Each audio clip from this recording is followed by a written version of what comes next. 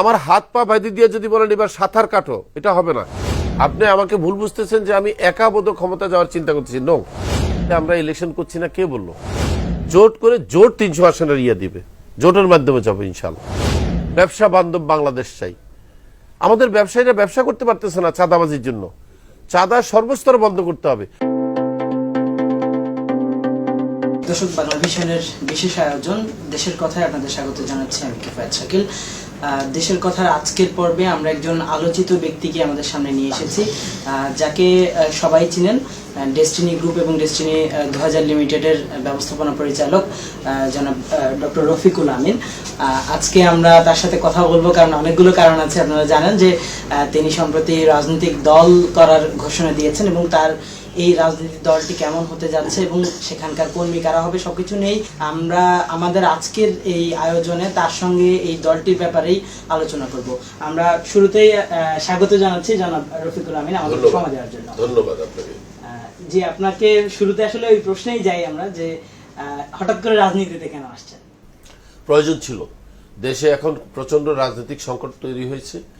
আমি মনে করি আমরা যেভাবে চিন্তা ভাবনা করি দেশকে নিয়ে, যারা দেশপ্রেম যাদের মধ্যে আছে, যারা দেশকে নিয়ে ভালোবাসে, যারা চায় দেশে একজন যোগ্য প্রশাসক আসুক এবং তিনি এই দেশকে চালাক, এরকম চিন্তা ভাবনা যারা আছে তাদের প্রত্যেকের রাজনীতিতে এগিয়ে আসা উচিত। আমি রাজনীতিতে অনেক দল আসছে, আমি জানি। আমি তাদের সাথে কাঁধে কাঁধ মিলিয়ে আরেকটি দল বাড়িয়ে শক্তিকে আরো বৃদ্ধি করতে চাচ্ছি। আমি তাদের থেকেও ব্যতিক্রম কেউ নই। তারাও দেশের উন্নয়ন চায়, আমিও চাই। এটাই গণতন্ত্র চর্চার সঠিক নিয়ম। বিদ্যমান রাজনৈতিক দল কোনটিতে যোগ হওয়ার সুযোগ ছিল না, নতুন করে আসার প্রয়োজন? এখানে হচ্ছে কি, আমার নিজস্ব কিছু আইডিওলজি আছে, কিছু আদর্শ উদ্দেশ্য আছে, যেগুলা প্রকাশের জন্য যে ক্ষেত্র দরকার স্বাধীনভাবে, সেটা কিন্তু ওইভাবে সম্ভব হয় না। কেন হয় না? ওদের প্রত্যেকের কিন্তু আলাদা একটা আদর্শ আছে, ভিন্ন ভিন্ন মত প্রকাশের একটা আছে। তাই আমি আমার যে মত আছে সে মতটা প্রকাশের একটা মঞ্চ তৈরি করেছি, যেখানে আমি আমার মত প্রকাশ করব। তার মানে এই নয় যে আমরা তাদের প্রতিপক্ষ বা তারা আমাদের প্রতিপক্ষ। আমরা সবাই কিন্তু যারা দেশকে নিয়ে ভালোবাসি, চিন্তা করি, সবাই এক পক্ষ, কিন্তু মতটা হয়তো ভিন্ন হতে পারে। সবচেয়ে বেশি যে প্রশ্নটি আসছে যে আপনার এই রাজনৈতিক দলের কর্মী কারা হবেন বা জনশক্তি কারা হবেন? সর্বস্তরের লোক, সবার জন্য দরজা খোলা। তবে প্রাথমিকভাবে যেটা হয়েছে, যারা একসময় আমার সাথে বিজনেস করত, যারা 12 বছর বেকার ছিল, যাদের জন্য কোনো কিছু কেউ করেনি, এগিয়ে আসেনি, 12টি বছর সবাই দরজা তারা খটখটিয়েছে যে আমরা বেকার মুক্তি আছি, আমাদের কর্ম ফিরিয়ে দেন, আমাদের জন্য কিছু করেন। যখন দেখেছি কেউ এগিয়ে আসে নাই, তার মানে বুঝতে পারলাম আমাদের দায়িত্ব আমাদেরকে নিতে হবে। এরাই প্রথমে এগিয়ে আসছে। এরপরে এখন সর্বস্তরের সাধারণ মানুষ যারা আমার সাথে ব্যবসা করেও নাই, তারাও এখন আমি দেখি আমাকে তাদের মতামত জেনেছে যে আমরা আপনার সাথে আছি। মানে আপনি ডেস্টিনি 2000 এর কর্মীদের কথা বলতে চাচ্ছেন? শুধু দেশের কর্মী নয় তো, যারা আমার সাথে চাকরি করেছে, কাজ করেছে, আমার প্রতিষ্ঠানে চাকরি করেছে, এমন লোক আমাকে দিয়েছে, যারা একসময় আমাকে আমার ইন্টেরিয়র ডেকোরেশন করেছে, যারা একসময় আমাকে পণ্য সাপ্লাই দিত, জানেন, তারা পর্যন্ত বলছে আপনার সাথে আমরা আছি। তো সেটা কিভাবে দেখবেন? তারা তো প্রোডাক্ট সাপ্লাই দিত, তারা তো আমার ইন্টেরিয়র করেছে। ইভেন আমি এমন লোকে পেয়েছি যে আমার আইন পরামর্শ দিয়েছিল, এমন লোকে বলে যে আমি আপনার সাথে আছি। এখানে ডেস্টিনির যারা ছিল বা যারা বিনিয়োগকারী, অনেকের তো আপনার উপর ক্ষোভও আছে যে তাদের টাকা না পাওয়ার ব্যাপারটা, তাদেরকে আপনি পাশে পাবেন? আমি বলি তারা আসবে। তাদের এই ক্ষোভটা হচ্ছে তারা প্রকৃত সত্য তথ্যটা জানা না দেখে ক্ষোভ। সত্য হচ্ছে আমাকে যখন সিদ্ধান্ত দিয়েছে জজ কোর্ট থেকে, সাজা দিক আর যাই করুক, একটাতে আমি জামিনে আছি, একটাতে সাজা দিয়েছে আমাকে, সেখানে কৌশলগত কারণে হোক আর যে কোনো কারণে হোক বিগত সরকার একটা সিদ্ধান্ত দিতে ব্যর্থ হয়েছে। আমাকে একটি বারও নির্দেশনা দেয়নি যে তুমি মানুষের টাকা ফেরত দেওয়ার ব্যবস্থা করো। আমি কিন্তু আদালতে প্রকাশ্যে বলেছিলাম বিচারপতি জজকে, মাননীয় আদালত, আপনি আমাকে কি রায় দিবেন আমি জানি না, আমার সাজা কি হবে জানি না, আপনি দয়া করে আমাকে একটা অনুমতি দেন। আপনার রায়ের মধ্যে একটা লাইন লেখেন, তুমি জনগণের টাকা ফেরত দেওয়া শুরু করো। যেদিন আপনি নির্দেশ দিবেন তারপরের মাস থেকে আমি টাকা ফেরত দেওয়া শুরু করব, তারপরের মাস থেকে। তার মানে কি, উনি যদি আমাকে সিদ্ধান্ত দেয়, এখানে একটা কৌশলগত উত্তর আছে।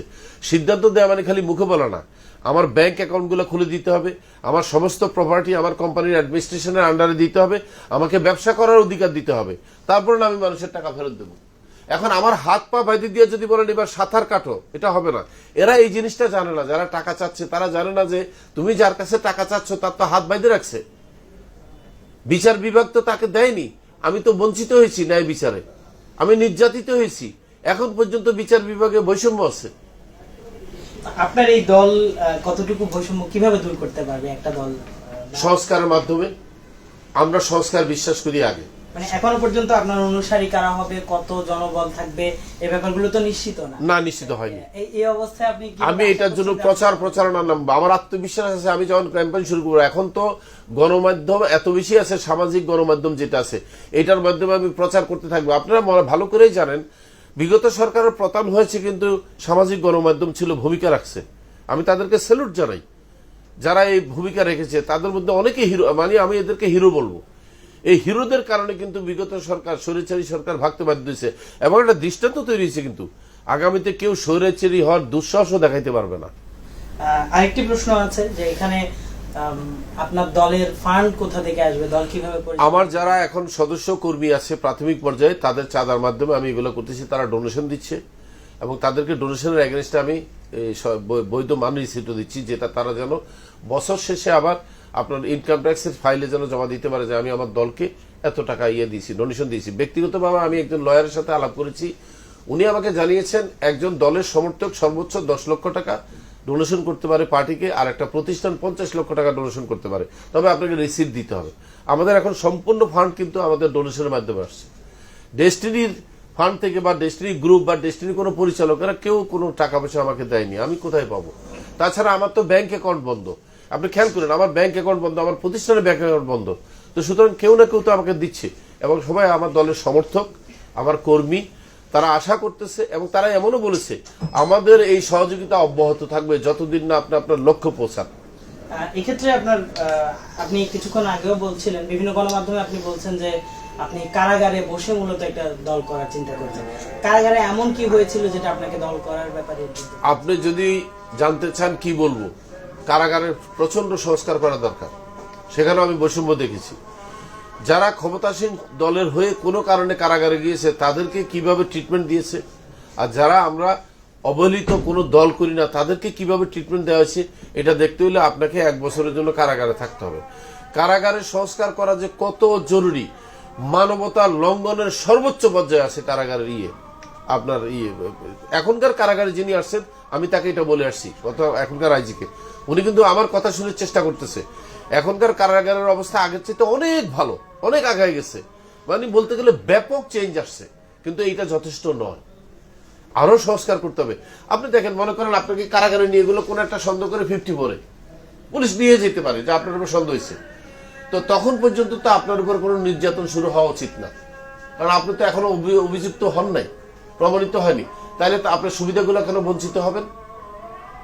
আমি এই জিনিসটা ইস্টাবলিশ করব, যাদেরকে সন্দেহজনকভাবে কারাগারে নিয়ে যাবে, যতক্ষণ পর্যন্ত তার দণ্ড আরোপিত না হবে, যতক্ষণ পর্যন্ত সে হাজতি, ততক্ষণ পর্যন্ত তার বহুবিধ সুযোগ বঞ্চিত করা যাবে না। সুযোগ নম্বর 1, তাকে তার আত্মীয়র সাথে যোগাযোগ করার সুযোগ দিতে হবে প্রতিনিয়ত।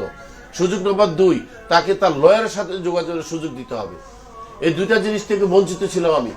আমাকে 1 সপ্তাহ অপেক্ষা করতে হইতো আমার লয়ারকে একটা কল দেওয়ার জন্য, আমাকে 15 দিন অপেক্ষা করতে হইতো আমার পরিবারের সাথে একবার দেখা করার জন্য। আপনি চিন্তা করতে পারেন কত বড় বৈষম্য এটা। আর যারা দেখা গেছে ক্ষমতাসীন সরকারের কোন নেতা গেছে, তারা ডেইলি 2-3 দেখা করেছে অতীতে, আমি দেখেছি। যদি আপনি ক্ষমতায় যেতে না পারেন তাহলে তো একই জিনিস। আমি বিশ্বাস করি, যদি শব্দটা বিশ্বাস করি না কেন জানেন, আমি একা নই। কিন্তু আপনি আমাকে ভুল বুঝতেছেন যে আমি একা বোধ ক্ষমতা যাওয়ার চিন্তা করতেছি। নো, আমি অন্যান্য সহমতের যত রাজনৈতিক দল আছে, সহমতের একই চিন্তার যত রাজনৈতিক দল আছে, সবাইকে মিলে জোট বেঁধে আমরা এই দেশকে পরিবর্তন করব। একার পক্ষে দেশ পরিবর্তন করা সম্ভব না কোনোদিন, একটা জোট লাগবে। এক্ষেত্রে কি বিদ্যমান যেসব রাজনৈতিক দল আছে কারোর সাথে আপনাদের জোট করার ব্যাপারে ইতিমধ্যে কোনো আলোচনা হয়নি? হবে, তাদেরকে সাথে নিয়ে দৌড় দিতে হবে। যারা একই মুক্ত চিন্তা করে, যারা স্বাধীন চিন্তা করে, যারা মত প্রকাশের পক্ষে আছে, যারা বিপ্লবী সংস্কার বিশ্বাস করে, তাদেরকে নিতে হবে। তারা আমাদের সহকর্মী ভাই, তারা আমাদের ভাই, তাদেরকে নিয়ে একসাথে যেতে হবে। এবং আপনার এই দলে এখন পর্যন্ত পরিচিত মুখ কেউ আসছে কিনা? পরিচিত মুখ তেমন কেউ আসেনি এখন পর্যন্ত পরিচিত মুখ কেউ আসেনি। তবে আপনারা জানেন, পরিচিতের মধ্যে যে আমাদের মহাসচিব যে ফাতেমা তাসমিদ, সে কিন্তু আপনারা যদি ওইভাবে দেখেন, সে কিন্তু গণ অধিকার পরিষদে জয়েন করার বহু আগের থেকে আমার ডিস্ট্রিবিউটর। সে আমার এখানে ভালো একটা পজিশনে চাকরি করতো। যেহেতু সে দেখছে আমাকে আটকে রাখছে সরকার, তারা কর্মবিমুখ হয়েছে, বেকার হয়ে গেছে, তার আন্দোলনের চিন্তা ওখান থেকে আসছে। কিন্তু আমার মনে আছে যখন সে গণ অধিকারে ভর্তি হবে, আমি একদিন ঘটনাচক্রে তার কাছে ফোন করেছিলাম কিছু অর্থ আমাকে হেল্প করা যায় কিনা, আমি জেলখানা আছি, ওখানে টাকা লাগে, থাকতে গেলে ওই খাওয়া খরচের টাকা লাগে। তখন সে আমাকে বলেছিল, স্যার আমি কিন্তু একটা রাজনৈতিক দলে যেতেছি। আমি বললাম কোথাতে যাচ্ছ?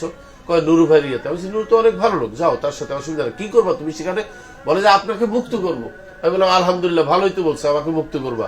আর কি করবা? স্বৈরাচারী সরকারে নামাবো। তার মানে আপনাকে বুঝতে হবে সে কিন্তু আমার অনেক পূর্ব পরিচিত এবং আমার থেকে সম্মতি নিয়েছে সে। আমি যখন দল করবো বলছি সে আমার কাছে আসছে, আসার পরে আমার কাছে যখন প্রস্তাব দিছে, আমাকে একটা দায়িত্ব দেন, আমি সে রাখো, এত তাড়াতাড়ি হবে না, আমাকে ভাবতে হবে। আমি কিন্তু যথেষ্ট সময় নিয়েছি তাকে দায়িত্ব দিতে। পরে যখন আমি বুঝতে পারছি না তার রাজনৈতিক চেতনা, চিন্তা ভাবনা আমার কাছে ভালো লাগছে এবং আমি কিন্তু জিজ্ঞাসা করেছি তোমার কোনো সমস্যা আছে কিনা বলো ওই দলে। বলে না, কোনো সমস্যা নেই, আমি খুবই ভালো আছি। এখানে যারা আমার সহকর্মী আছে আমাকে বোনের মতো জানে, ফ্যান্টাস্টিক, আমি ওখান থেকে রাজনীতি শিখছি। তো তাহলে আসতে চাচ্ছ কেন? আমার কাছে মনে হয়েছে আপনার নেতৃত্বে আমি আর একটু ভালো করব, বেটার করব। তো better is difference from the good. তারা গুড, সে বলছে আমি বেটারে যেতে চাই। আচ্ছা, আসন্ন নির্বাচনকে ঘিরে যেহেতু এখন আজকের আলোচনা অনেকটা বোঝা যাচ্ছে যে বড় রাজনৈতিক দল বিএনপি এবং জামাত উভয়ই অনেকটা জানুয়ারি ডিসেম্বরের মধ্যে ইলেকশনের ব্যাপারে একমত হয়ে গেছে। তো তাহলে তো আপনাদের এই ইলেকশনে অংশগ্রহণের সুযোগ নাও হতে। কে বলেছে সেটা? আমরা যে ইলেকশনে সরাসরি সম্পৃক্ত না হলে আমরা ইলেকশন করছি না, কে বললো? আমি যদি যারা ইলেকশনের সুযোগ পাবে তাদেরকে যদি সাপোর্ট দিয়ে বসে থাকি তাহলে তো আমার যাওয়াই হলো। আমাকেই যেতে হবে নির্বাচনে, আমাকেই ক্ষমতায় যেতে হবে, এটা আমি বিশ্বাস করি না।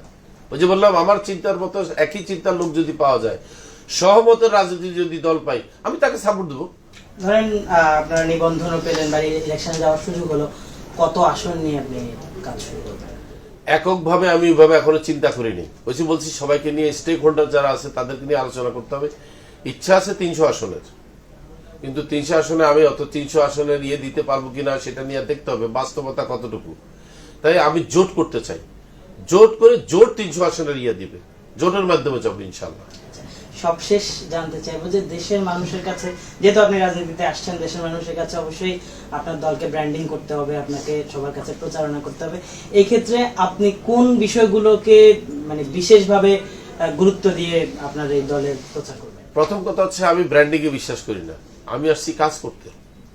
এটা তো প্রোডাক্ট না যে আমি ব্র্যান্ডিং করবো, আমি এটা বিক্রি করবো। আপনাকে যদি সমর্থন পেতে হয়, সমর্থন পাওয়া নিয়ে আমার কথা হচ্ছে আমি যদি প্রমাণ করতে পারি আমি তাদের জন্য কাজ করছি বা করব, আমি সমর্থন পাবো এবং সবাই সমর্থন পাবো এমন কথা চিন্তা করার শরিক না। আমি তারই সমর্থন পাবো যে আমাকে বিশ্বাস করবো, আমি তার জন্য কাজ করব। আমার প্রথম যেটা হবে সেটা হচ্ছে আইনের সুশাসন প্রতিষ্ঠা করে, এটা 1 নাম্বার। সামাজিক নিরাপত্তা, যেন মানুষ বাড়ি থেকে নিশ্চিন্তে বের হয়ে বাজার করে বাড়িতে ফিরতে পারে, ছিনতাইকারী তার ব্যাগ নিয়ে যায়। যেন বাড়িতে কোনো একটা দুর্বলতার কারণে হঠাৎ করে কোথাও একটা কিছু হচ্ছে বাইরে, সেটাকে ইস্যু করে যেন বাড়িতে ডাকাতি না হয়, দোকান ভাঙচুর না হয়, গাড়ি ভাঙচুর না হয়, পাবলিক প্রপার্টি দখল করে যেন রাজনীতির নামে অপরাজনীতি না করা। আমি এগুলোর ব্যাপারে সোচ্চার থাকবো, এটা আমার তৃতীয় হচ্ছে আমি শিক্ষা ব্যবস্থার ভিতরে আমি চলে যেতে চাই। শিক্ষা আমাদের মৌলিক অধিকার এবং সুযোগ। একেবারে ইন্টারমিডিয়েট পর্যন্ত আমি বিনামূল্যে শিক্ষার ব্যবস্থা করতে চাই, কারণ সেই পর্যন্ত তার বিনামূল্যে শিক্ষার সুযোগ থাকা উচিত। আবার শিক্ষার পরে কথা আছে, সেই শিক্ষা ডাবাইলো সে কেন বেকার থাকবে, সে যাতে বেকার না থাকে, তার জন্য কর্মসংস্থান তৈরি হয়, সেটা উদ্যোক্তা হোক আর চাকরি হোক, আমি তার এই চাকরি হোক উদ্যোক্তা হোক এটার ব্যাপারে নিশ্চিত কাজ করব। এরপর হচ্ছে স্বাস্থ্যসেবা।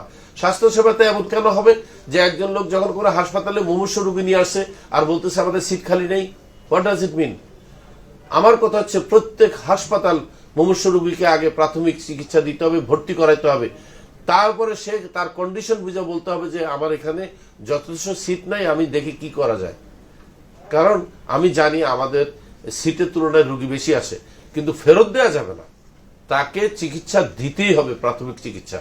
সেই ব্যবস্থা আমি করব। প্রাথমিক চিকিৎসা কিভাবে করা, এই বিষয়ে যারা দক্ষ তাদের পরামর্শ নেব।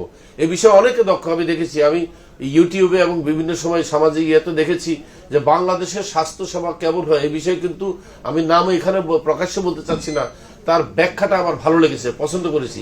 আমি তার সাথেও যোগাযোগ করব যে আমি বাংলাদেশের স্বাস্থ্য সেবা নিয়ে আপনার মতামত চাই, আপনার বুদ্ধি চাই।